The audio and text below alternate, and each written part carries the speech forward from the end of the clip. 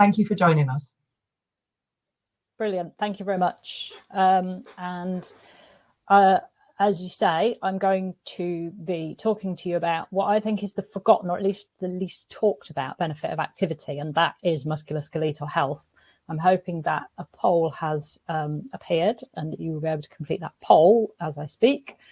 But as well as talking about musculoskeletal health and activity, I am also going to argue that everyone with an interest in activity, that's all of you, needs to pay attention to musculoskeletal health, and I'll explain why.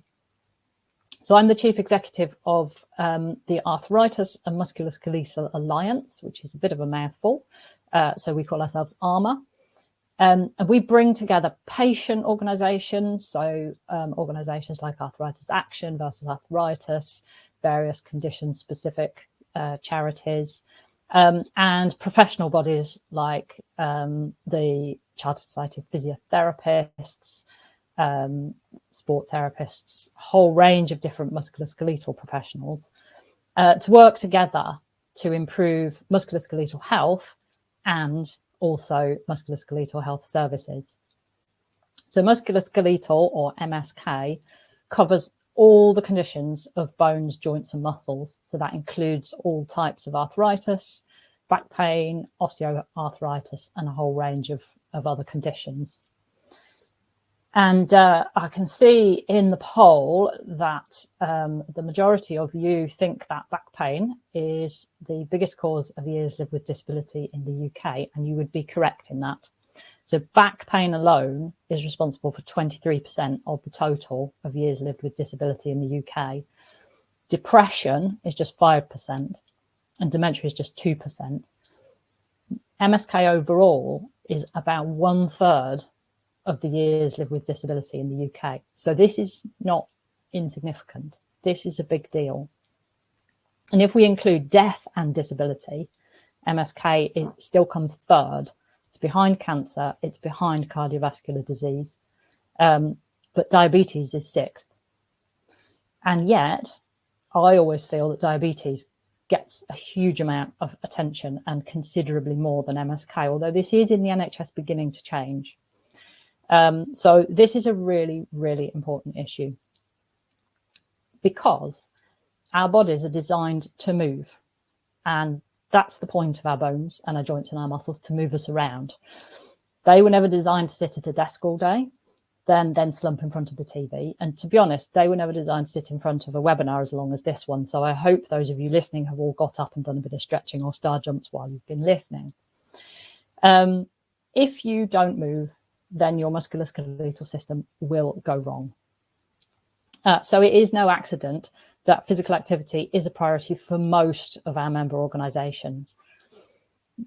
The ability to move is absolutely fundamental to the ability to live an independent life.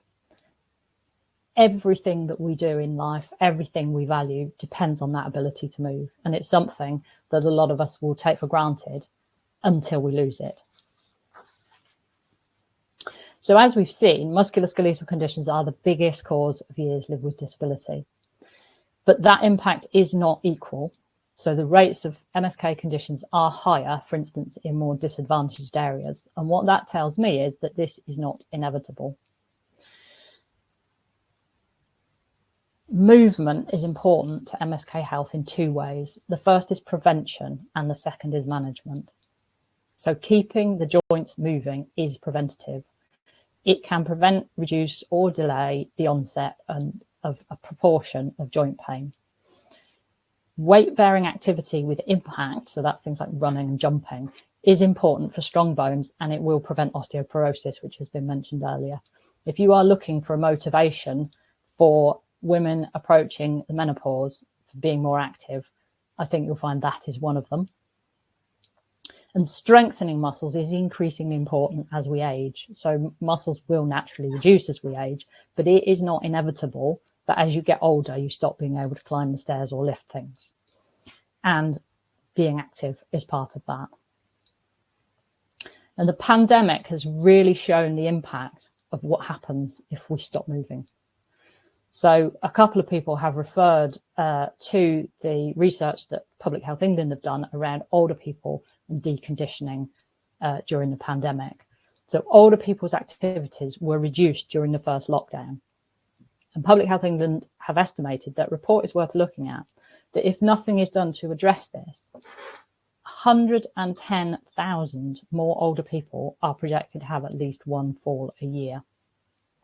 110,000 as a direct result of the reduced strength and balance activity because they were not active during that first lockdown.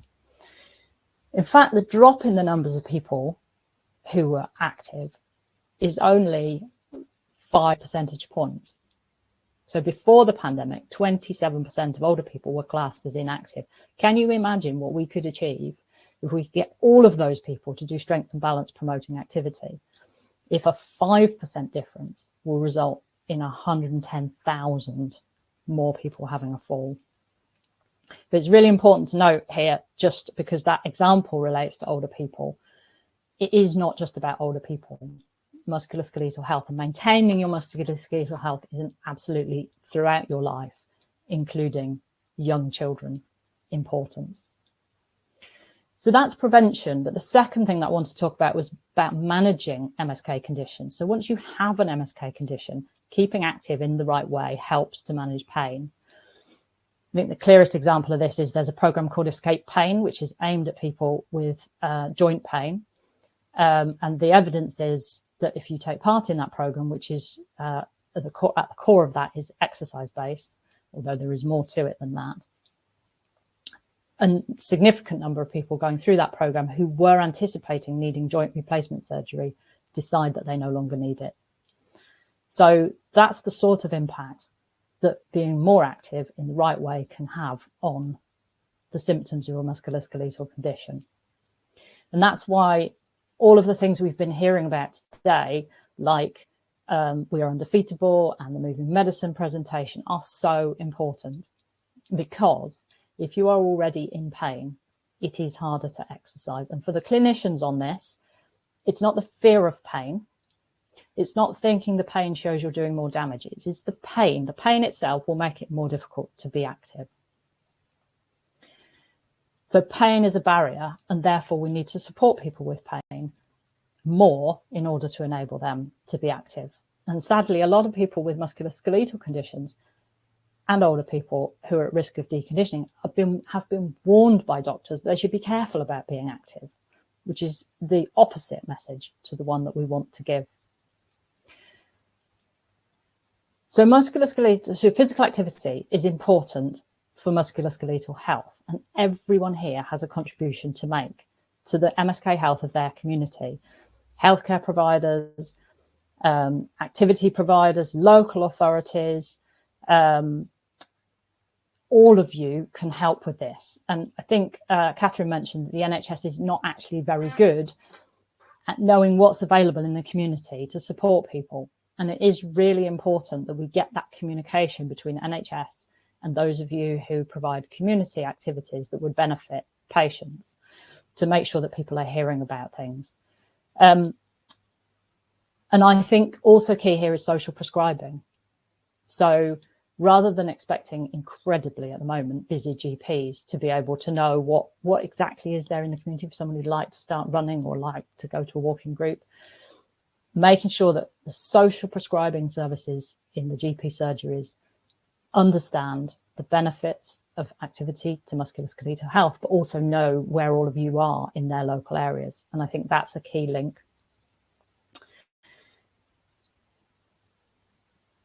So I've talked about why physical activity is critical for musculoskeletal health, but I think the opposite is also true.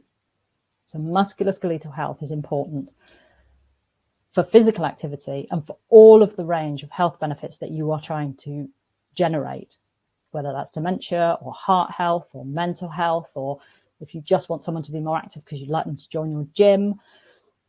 You don't need the additional burden of musculoskeletal pain getting in the way of achieving that outcome. So if you have a patient who you would like to see more active and they're on the waiting list for knee replacement, and we know that those waiting lists are now incredibly long, and if they're not getting any support while they wait with the pain that they will be experiencing, then you are going to be on an uphill battle to get them to be more active for whatever reason you want them to be more active. And if you are trying to encourage someone with inflammatory back pain, which hasn't yet been diagnosed, and this is a condition which can take up to 8 years to be diagnosed, the lack of effective pathways to get that person diagnosed and treated quicker will have an impact on your goal to get that person more active. And if you're talking to someone about physical activity and you haven't thought to ask them about their knee pain, and they didn't mention it because they thought it was just normal for their age and they had to put up with it, or if you're trying to develop active travel and you're trying to make your town centre more walkable, but you haven't thought about the fact that 1 in 10 people have severe chronic pain, so you didn't put some seats in so they could have a rest on the way to the shops, all of those things are getting in the way of your goal to get more people active. And as I said, musculoskeletal health and musculoskeletal services have never had the profile that things like diabetes have, or mental health. And I would argue that is a serious problem to you as people who are trying to encourage activity. This has also never been more important. As we all know, there is a small group of people who were more active during lockdown as a result of the pandemic, but there's a much, much bigger group of people who were less active. And whether it's shielding or it's that sudden switch to working from home when you didn't really have the proper setup for it, lockdowns are not good for your musculoskeletal health or for your activity levels. And if we don't address this, we are going to be paying the price. I've talked about the Public Health England report on falls. There's all of those years live with disability that I talked about earlier. The price is going to be paid by the economy, by employers, by people who are unable to work or are having to cut back on their hours. It's going to be paid by the individuals who are living in pain and also developing other conditions because they're less able to be active. It's going to be paid by their families who are maybe having to support them more or who are not getting support that they previously did. And it will absolutely impact on your ability to achieve your goal of getting people more active. So we all have to work together, both on the physical activity agenda, but also on musculoskeletal health. My blog on the Y-Sport website has linked some resources that ARMA has created. Some of them are aimed at healthcare practitioners and some of them are aimed at activity providers about musculoskeletal health and how to support people with MSK conditions to be more active. So please use them. Please talk more about MSK health in whatever setting you work. And if you want to know more about our work, you can also go onto our website, which is arma.uk.net, and find out a bit more about what we do. Thank you very much.